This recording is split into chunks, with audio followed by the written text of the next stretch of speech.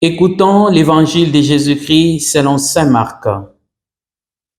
Jésus parlait à ses disciples de sa venue. En ces temps-là, après une terrible détresse, le soleil s'obscurcira et la lune perdra son éclat.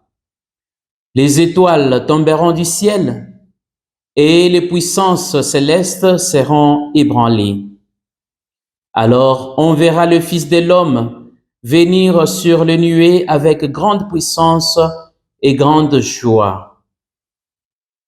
Il enverra ses anges pour rassembler les élus des quatre coins du monde, de l'extrémité de la terre à l'extrémité du ciel.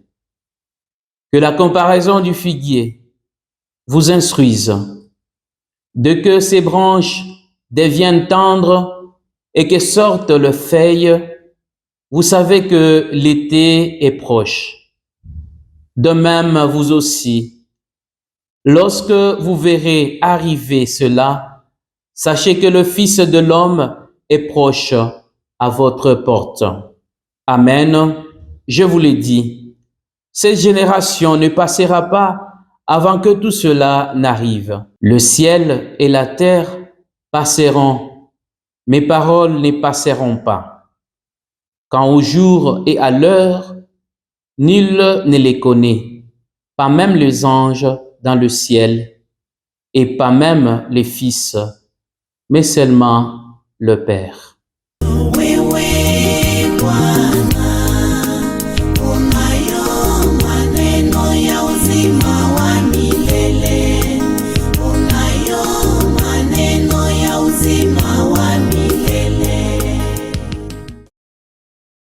Frères et sœurs, nous célébrons aujourd'hui les 33e dimanches du temps ordinaire de l'année liturgique B. Et dans ces dimanches, soyons dans la joie car nous sommes devant celui qui libère l'humanité de la fatalité du péché. Nous sommes devant celui qui nous fortifie par son Esprit Saint et celui qui nous demande d'ouvrir la porte du cœur pour qu'il entre et prenne possession de notre être. Nous sommes, frères et sœurs, devant celui qui nous demande d'être charitables et de créer des moments, des rencontres avec le pauvre.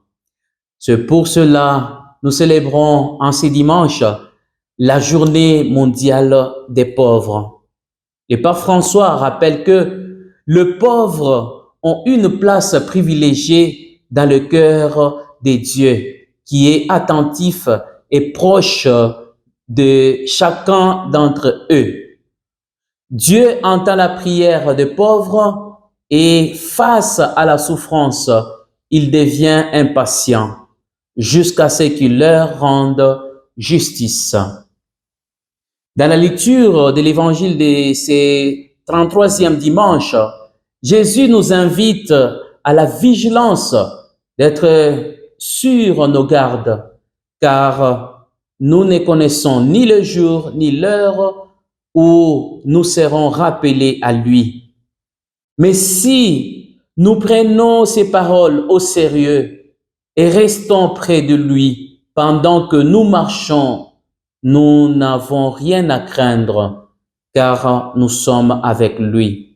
Car être proche de Dieu, mettre en lui notre espoir, c'est là où repose tout notre bonheur. Frères et sœurs, c'est Marc, en annonçant le retour triomphal de Jésus, annonce également la victoire définitive de Dieu contre le mal.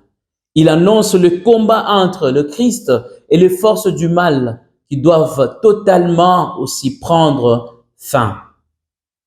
C'est dans ce sens que la création actuelle, basée sur les mâles, prendra fin pour laisser la place à une nouvelle création qui aura pour centre le Christ ressuscité. Frères et sœurs, Nous devons nous préparer à une bonne résurrection pour jouir de la vie éternelle, car il y a de ceux qui vont devoir ressusciter dans la honte. Les livres du prophète Daniel au chapitre 12, le verset 1 à 3, insistent en disant: beaucoup de gens qui dormaient dans la poussière de la terre s'éveilleront, les uns pour la vie éternelle, les autres pour la honte et la déchéance éternelle. Ceux qui ont l'intelligence resplendiront comme la splendeur du firmament, et ceux qui sont des maîtres de justice pour la multitude brilleront comme les étoiles pour toujours et à jamais.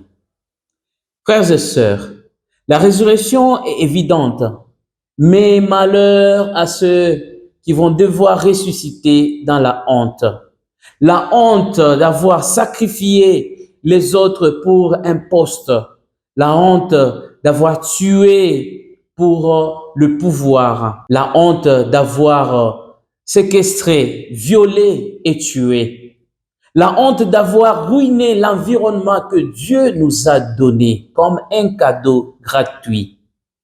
Mes frères et sœurs, il ne nous appartient pas de connaître les délais et les dates que le Père a fixés dans sa liberté souveraine pour nous. Soyons donc proches de Dieu pour ressusciter un jour dans la gloire et non dans la honte. Restez toujours fidèles à sa parole et bon dimanche à tous.